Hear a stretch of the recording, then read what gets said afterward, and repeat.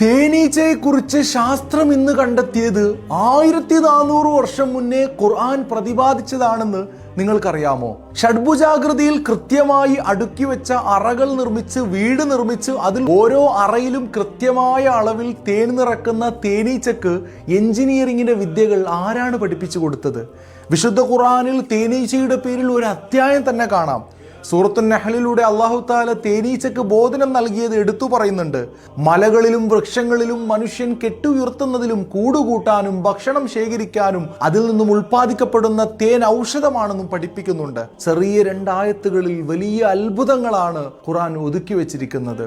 ആധുനിക ശാസ്ത്രലോകം ഇത്രയേറെ വികസിച്ച ഈ കാലത്തും ചിലരൊക്കെ ധരിച്ചു വെച്ചിരിക്കുന്നത് പൂവിൽ നിന്നും മറ്റും തേനുകൾ മാത്രം ശേഖരിച്ചാണ് തേനീച്ചകൾ തേൻ നിർമ്മിക്കുന്നത് എന്നതാണ്. സ്കൂൾ പുസ്തകങ്ങളിൽ വരെ അങ്ങനെയാണ് പഠിപ്പിച്ചിരുന്നത് എന്നതാണ് കൗതുകം. അവിടെയാണ് ഖുർആൻ കുലി മിൻ കുല്ലി സമറാത്ത്, എല്ലാ ഫലങ്ങളിൽ നിന്നും നീ ഭക്ഷിക്കുക എന്ന് പ്രയോഗിച്ചത്.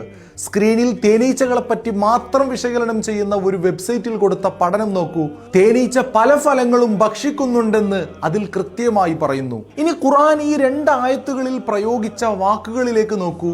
മലകളിലും വൃക്ഷങ്ങളിലുമൊക്കെ വീട് കെട്ടി ഉയർത്താനും ഭക്ഷണം ശേഖരിക്കാനും എല്ലാം കൽപ്പിക്കാൻ ഉപയോഗിച്ചത് ഇത്തഹിദി, കുലി, ഫസ്ലുക്കി, റബ്ബിക്കി തുടങ്ങിയവയാണ്. ഇവയെല്ലാം സ്ത്രീലിംഗത്തെയാണ് അടയാളപ്പെടുത്തുന്നത്. പെൺതേനീച്ചയെ അഭിസംബോധനം ചെയ്താണ് ഖുർആൻ ഇതെല്ലാം പറഞ്ഞത്. എന്തായിരിക്കും കാരണം? ഒരു തേനീച്ചക്കൂട്ടിൽ 3 തരം തേനീച്ചകളാണ് ഉണ്ടാവുക. ഒരു റാണി തേനീച്ചയും മടിയനീച്ച എന്ന് പറയുന്ന കുറഞ്ഞ ആൺ തേനീച്ചകളും ഒരുപാടധികം ജോലിക്കാരി തേനീച്ചകളും. ഇതിൽ റാണി തേനീച്ചയുടെ ജോലി മുട്ടയിടൽ മാത്രമാണെങ്കിൽ ആൺ തേനീച്ചകളുടെ ജോലി റാണിയുമായി ഇണചേരൽ മാത്രമാണ്. ബാക്കിയുള്ള എല്ലാ ജോലികളും ചെയ്യുന്നത് ജോലിക്കാരി തേനീച്ചകളാണ്. ഇവർ പെൺവർഗമാണ്. ഇവരെ അഭിസംബോധനം ചെയ്താണ് ഖുർആൻ കൂടുണ്ടാക്കാൻ പറയുന്നതും ഭക്ഷണം ശേഖരിക്കാൻ പറയുന്നതും. സുബ്ഹാനല്ലാഹ്, ആധുനിക ലോകം ഈ അടുത്ത് മാത്രം തിരിച്ചറിഞ്ഞ ഇത്തരം ശാസ്ത്രീയ സത്യങ്ങളെ ഖുർആൻ എത്രയോ മുന്നേ പരാമർശിച്ചിരിക്കുന്നു എന്നതാണ് ഖുർആനിന്റെ അമാനുഷികത.